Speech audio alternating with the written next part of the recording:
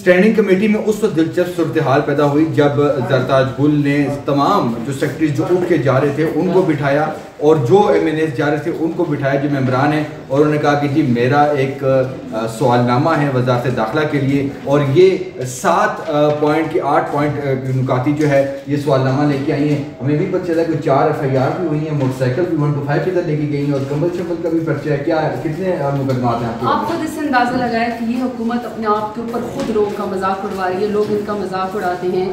ये लोग जब इस तरह के लोगों को गायब करते हैं, लोगों को सदकोफ करते हैं, सिर्फ ये चाहते हैं, इस तरह के झूठे मुकदमात करते हैं, ये सिर्फ आपकी तवज्जो हटाना चाहते हैं कि जो असल वाक़या 25-26 नवंबर को जो सारा इस्लामाबाद हुआ, जो पीसफुल प्रोटेस्टर के ऊपर चलाई गई ताकि उससे मेरा और आपका ध्यान बढ़ सके।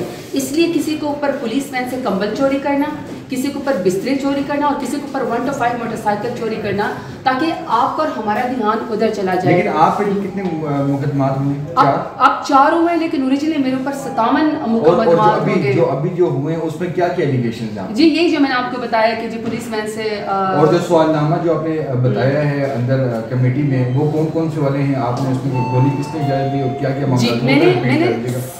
मैंने आपके सामने मैंने इंटीरियर कमेटी को कहा कि चूंकि पूरी इंटीरियर कमेटी इंटीरियर मिनिस्ट्री के अंदर यहाँ पे सरापा एहतजाज सवाल करिए, मीटिंग करिए, तो पहले तो आपके इंटीरियर मिनिस्टर को यहाँ पे होना चाहिए था, इंटीरियर सेक्रेटरी को होना चाहिए था। स्पेशल सेक्रेटरी फॉर इंटीरियर यहाँ पे बैठे हुए थे।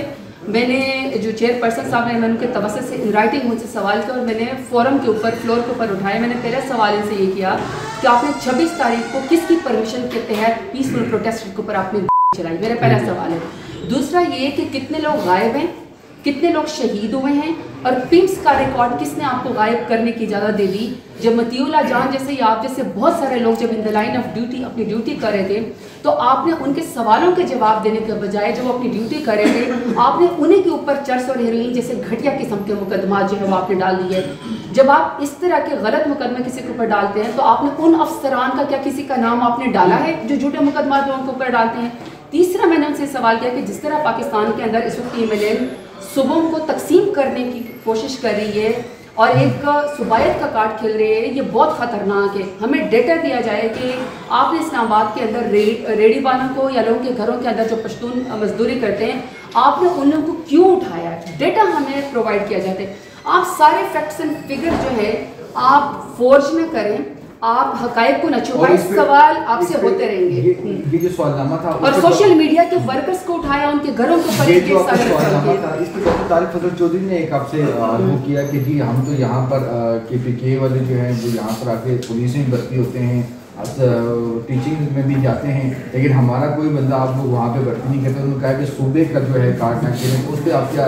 देखिए हम तो इस्लामाबाद की बात करें कि इस्लामाबाद को 26 नवंबर को जो लोग पाकिस्तान को कौमी तराना पढ़ रहे थे, जो अपना हक मांगने आए थे, वो किसी की ज़मीन पे कब्जा नहीं करने आए थे, वो किसी की जायदाद पे कब्जा करने नहीं आए थे, वो अपने हकूक़ के लिए आए थे, वो शऊर वाले लोग थे। पाकिस्तान का झंडा उन्होंने उठाया हुआ था, वो अपने मुतालबात के लिए आए थे। आपने उनसे डायलॉग नहीं किया, आपने उनसे कोई मुज़ाकरात नहीं किया, आपने उनसे कोई पेशबंदी नहीं की और आपने सीधा सीधा ऑपरेशन करके आपने उनके ऊपर चलाई।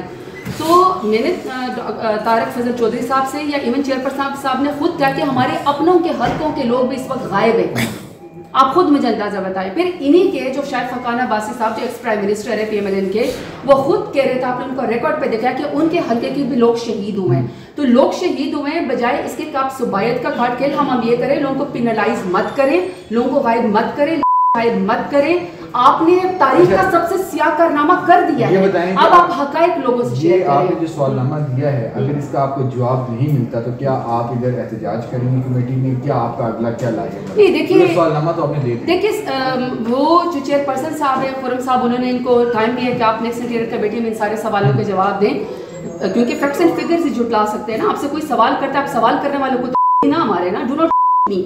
हमने उनसे ये कहा कि आप हमें जवाब दे रहे हो, ऑन रिकॉर्ड हमें आपको इन राइटिंग जवाब दे रही हूँ। बाकी जहाँ तक ये बात है कि पाकिस्तान तहरीक इंसाफ पीसफुल जमात है, लोग हमारे शहीद हुए हैं, लोग हमारे इस वक्त मिसेंगे, हम चाहे पार्लियामेंट का फ्लोर हो, चाहे मीडिया का फ्लोर हो, चाहे पाकिस्तान का कोई भी जगह, हम वहाँ पे अपना पीसफुल प्रोटेस्ट करेंगे। सवाल आप समझती हैं कि जब इंटीरियर मिनिस्ट्री और वज़ीर दाखिला और दीगर जो इनको इंगेज कर रहे थे, मुलाकातें भी करवाई जा रही थी, तो अगर 26 नवंबर या संजानी पे कहीं पे भी अगर बैठा जाता तो ये जो आगे जो मामला हुआ है ये आज दिन ना देखना पड़ता? देखिए जुर्म करने स्टेट के पास जुर्म करने की दलील नहीं है, इंटीरियर मिनिस्ट्री के पास इंसानी जानों को शहीद करने की और चलाने की कोई तो ये दलील नहीं जरदाज है। गुल थी और उन्होंने ये कहना है कि रिटर्न जो है जो कायमा कमेटी के जो चेयरमैन हैं उन्होंने भी जवाब जो है वो मांग लिया है और उन्होंने अपने सवालनामा बाकायदा तौर पर जो है वो कमेटी के आगे रख दिया है।